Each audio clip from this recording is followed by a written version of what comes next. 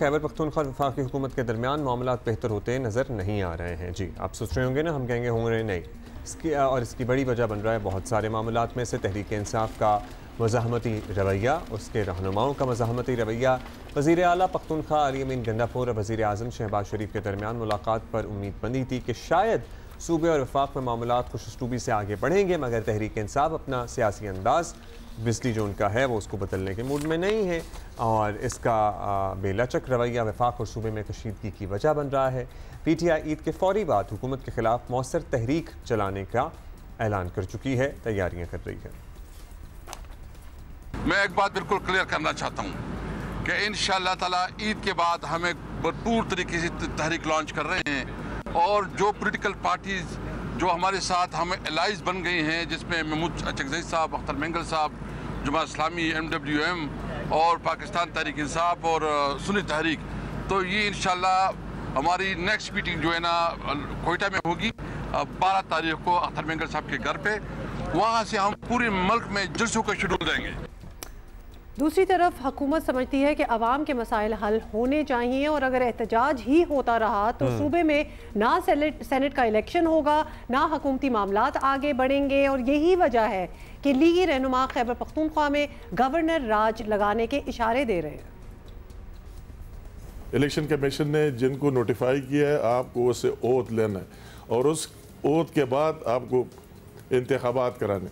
तो एक ताज्जुब की बात है कि स्पीकर उसको मानना है और हमारा चीफ मिनिस्टर जिसने आईन और कानून के तहत ओथ लिया है वो आप अपने ओथ की भी खिलाफ वर्जी कर रहे हैं। कहते हैं कि हम मानते ही नहीं, तो किस चीज़ को मानेंगे और कानून और आईन और मुल्क किस तरह चलेगा? तो इससे क्या बहरान आगे आ सकते हैं? सब कुछ आ सकते हैं कि जब वो नहीं मानते, पूरी गवर्नमेंट नहीं मान रही है और या ये तो दूसरी तरफ भी जा सकते हैं, तो दूसरी तरफ जाते हैं तो वही गवर्नर राज भी लग सकते हैं, दूसरी चीज़ें भी आ सकते हैं।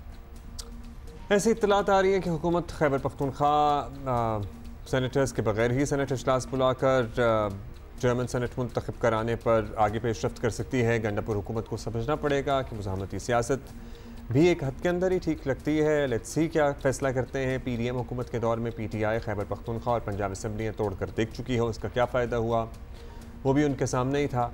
आज भी एक बड़ी जमात PTI अपने सूबे में हुकूमत बना सकी है, लेकिन मामलात सीधे नहीं चल रहे हैं। खैबर पख्तूनख्वा हुकूमत का मौक़िफ़ लेंगे सूबाई वज़ीर सेहत कासिम अली शाह हमारे साथ मौजूद हैं। कासिम साहब, पख्तूनख्वा हुकूमत वफाक के साथ जिस तरह चल रही है, फासले तो पड़ने थे ही, अब अमीर मकाम साहब कहते हैं कि भाई सूबे में गवर्नर आ सकता है, तो क्या करेंगे आप लोग अगर लग गया या उसकी कोशिश हुई? जी बहुत बहुत शुक्रिया।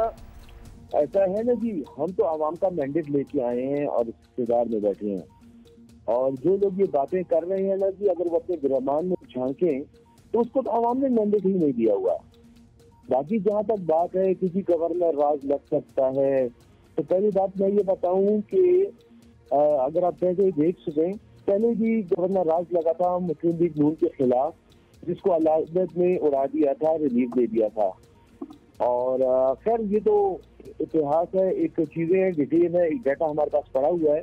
तो पहली बात तो ये है कि अगर ऐसा कुछ वो करना चाहते हैं तो अदालतें मौजूद हैं, तो इसमें ऐसा कुछ वो कर नहीं पाएंगे, कोई कानूनी रास्ता उनके पास नहीं है। बाकी जहाँ तक है, अगर ये गवर्नर राज लगाना चाहते हैं तो शौक से अपना जो शौक है वो पूरा करें। तो जो नजरिए पे खड़े हुए लोग हैं तो हम लोगों के इक़्तिदार के होने या ना होने से कुछ ज्यादा फर्क पड़ता नहीं है। बेशक उनका दिल चाहता है गवर्नर राज लगाने का तो बिल्कुल लगा दे, और फिर भी हम मैदान में हैं, हम मैदान में थे, मैदान में हैं और मैदान में रहेंगे। और यकीन माने गवर्नर राज लगाने की अगर ये कोशिश करते हैं और लगाते हैं तो हमें तो कोई प्रॉब्लम नहीं होगा, लेकिन ज्यादा मुश्किलात इन्हीं को हो जाएंगी, क्योंकि अवाम हमारे साथ खड़ी है, अवाम का मैंडेट हमारे पास है और ये तो मैंडेट चोरी करके आए हुए लोग हैं। ये कैसे जमहूरियत को डिवेल करने की बात करते हैं? हाँ, लेकिन अवाम को भी मतलब कुछ रिलीफ चाहिए होगा, कोई सिस्टम चाहिए होगा जो स्मूथली चले। अब ये बताएं कि सियासी मुखालफतें तो चलती ही रहती हैं, लेकिन मामला तो वहाँ ख़राब हुआ जब अदालती अहकामात के बावजूद आप लोगों ने मखसूस नशिस्तों वाले अरकान से हलफ नहीं लिया। तो आपको नहीं लगता कि इस तरह के इक़दाम से आप खुद हुकूमत और अदालतों को सख्त तरीन एक्शंस का जवाब दे रहे हैं? देखिए जी, हमने यहाँ पर एक कानून का जो सीटें जीती हैं आपके सामने हैं, 3/4 मेजोरिटी लेके हम आए हैं, लेकिन ये हमारा हक बनता था कि उसकी मुनासबत में हमें रिजर्व सीट मिले, लेकिन हमें रिजर्व सीट नहीं दी गई। ये पहली ज्यादती की गई। दूसरी ज्यादती ये की गई कि जो मैंडेट हमारा है, जो आवाम ने हमें वोट दिया है, उसकी बुनियाद में जो हमें रिजर्व सीट मिलनी चाहिए थी, वो सीटें उन लोगों को मिल रही हैं जिनको आवाम ने चुना ही नहीं, जिसको आवाम ने मैंडेट ही नहीं दिया। तो ये कैसे हमारे मैंडेट पे रिजर्व सीट देके आ रहे हैं? पहले तो ये बात है। दूसरा, आप कानून में देखें और आप मुझे बताइए कानून में कहाँ लिखा है कि अगर एक पार्टी को रिजर्व सीट नहीं मिलती तो उनका जो शेयर है वो उठा के अपोजिशन को दे दिया जाए। इनके पास तो मैंडेट ही नहीं है।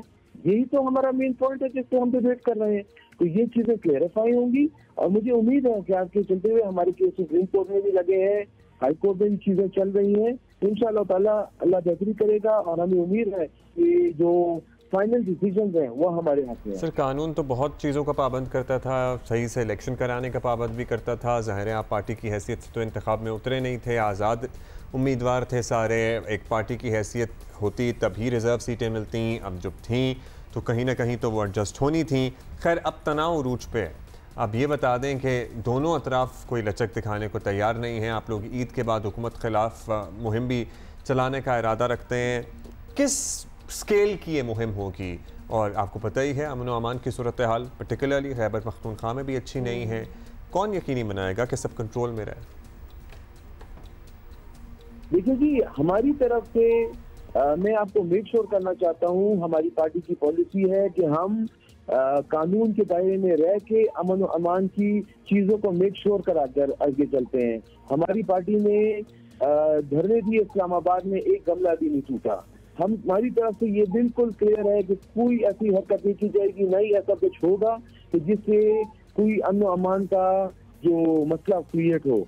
लेकिन ये बात याद रखिए कि एक जमहूरी पार्टी के पास ये पूरा राइट होता है कि जब उसके हाथ में डाका डाला जाए, जब कानून की खिलाफ वर्जी की जाए, जब कानून को तोड़ा जाए, तो यह हमारा हक बनता है कि हम अपनी आवाज उठाएं और ये हमारा राइट है।